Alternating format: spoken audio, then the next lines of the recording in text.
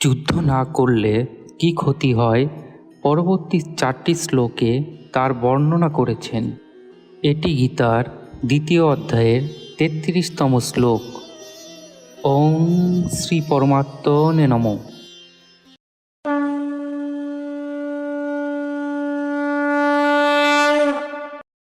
অথচেত তমিমং ধর্মং সংগ্রামং ন করিষ্যসি তত স্বধর্মং কীর্তিং চ হিত্বা পাপমবাপ্স্যতি। যদি তুমি এই ধর্মযুদ্ধ না করো তাহলে স্বধর্ম ও কীর্তি ত্যাগ করে পাপের ভাগী হবে। তুমি যুদ্ধ না করেও থাকতে পারবে না। নিজ ক্ষাত্র স্বভাবের পরবশ হয়ে তুমি যুদ্ধ করবেই। কিন্তু যদি এরূপ মনেও করা যায় যে তুমি যুদ্ধ করবে না, তাহলে তোমার দ্বারা ক্ষাত্রধর্ম পরিত্যক্ত হবে। ক্ষাত্রধর্ম পরিত্যাগ হলে তোমার পাপ হবে এবং তোমার কীর্তিও নষ্ট হবে। আপনা হতে প্রাপ্ত এই ধর্মরূপ কর্তব্য ত্যাগ করে কি করবে? নিজ ধর্ম পরিত্যাগ করলে তোমাকে পরধর্ম স্বীকার করতে হবে, তাতে তোমার পাপ হবে। যুদ্ধ পরিত্যাগ করলে অন্য ব্যক্তিরা মনে করবে যে অর্জুনের মতো যোদ্ধাও মৃত্যু ভয়ে ভীত, এতে তোমার কীর্তি নষ্ট হবে। 34তম শ্লোক। অকীর্তিং চাপি ভূতানি কথয়িষ্যন্তি দেহব্যয়াম সম্ভাবিতস্য চাকীর্তির্মরণাদতিরিচ্যতে। সকল প্রাণী চিরকাল তোমার অকীর্তির কথা বলতে থাকবে। এই অকীর্তি সম্মানিত ব্যক্তির পক্ষে মৃত্যুর থেকেও দুঃখদায়ক হয়। মনুষ্য, দেবতা, যক্ষ, রাক্ষস ইত্যাদি যে সমস্ত প্রাণীর তোমার সঙ্গে কোনো সম্পর্ক নেই, অর্থাৎ যাদের সঙ্গে মিত্রতা নেই বা শত্রুতাও নেই, এরূপ সাধারণ প্রাণীও অপকীর্তি ও অপযশ সম্পর্কে বলে বেড়াবে যে দেখো অর্জুন কীরূপ ভীরু, সে নিজ ক্ষাত্রধর্ম থেকে বিমুখ হয়েছে, সে এত বড় যোদ্ধা, কিন্তু যুদ্ধের সময় তার কাপুরুষতা প্রকটিত হয়ে গেল, যা আগে অন্য কেউ জানত না ইত্যাদি।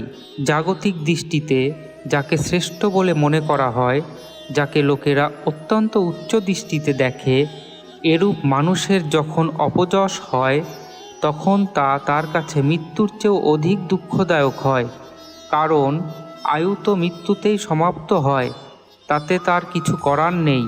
কিন্তু ধর্মমর্যাদা এবং কর্তব্য থেকে চ্যুত হওয়াতে তার অপযশ হয়।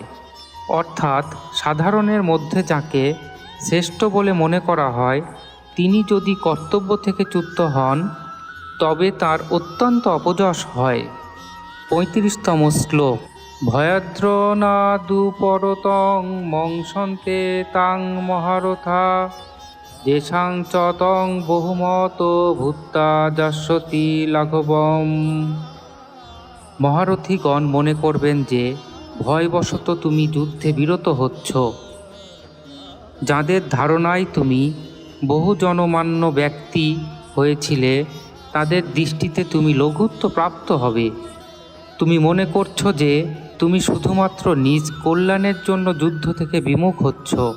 কিন্তু যদি তাই হতো এবং যুদ্ধকে তুমি পাপ বলে মনে করতে, তবে প্রথম থেকেই তুমি নির্জন থেকে ভোজন মনন করতে এবং যুদ্ধে তোমার প্রবৃত্তিই হতো না।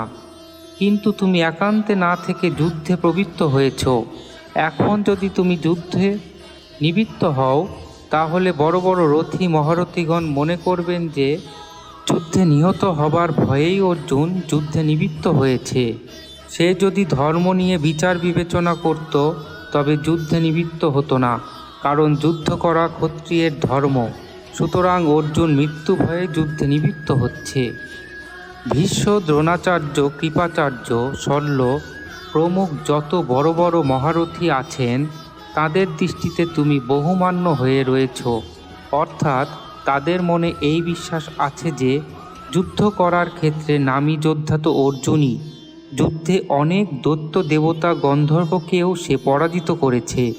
যদি এখন তুমি যুদ্ধে বিরত হও, তাহলে ওই সব মহারথীর কাছে তুমি লঘুত্ব অর্থাৎ তাদের দৃষ্টিতে তোমার পতন হবে। 36তম শ্লোক। অবাচ্য বাদাংশ্চ বহূন বদিষ্যন্তি তবাহিতা নিন্দন্তস্তব সমর্থং তত দুঃখতরং নু কিম। শত্রুগণ তোমার সামর্থ্যের নিন্দা করে অনেক অকথ্য বাক্য বলবে, এর থেকে বড় দুঃখ আর কি হতে পারে। শত্রু অর্থাৎ অহিতকারীকে অহিত বলা হয়। দুর্যোধন, দুঃশাসন, কর্ণ প্রমুখ তোমার যে সকল শত্রু আছে, তুমি তাদের প্রতি বৈরী ভাবাপন্ন না হলেও এরা নিজেরাই তোমার প্রতি বৈরী সম্পন্ন হয়ে তোমার অহিত করবে। এরা জানে যে তুমি অত্যন্ত বীর যোদ্ধা, এরূপ জেনেও এরা তোমাকে নপুংসক বলে তোমার সামর্থ্যের নিন্দা করবে। বলবে, দেখো যুদ্ধের সময়েই তো অর্জুন সরে পড়ল, থাকলে আমাদের সামনে টিকতে পারত নাকি? আমাদের সঙ্গে যুদ্ধে কি পেরে উঠত? এইরূপ তোমাকে দুঃখ দেবার জন্য, তোমার মনে জ্বালা ধরাবার জন্য কত অকথ্য বাক্য বলবে। ওদের কটু কথা তুমি কি করে সহ্য করবে?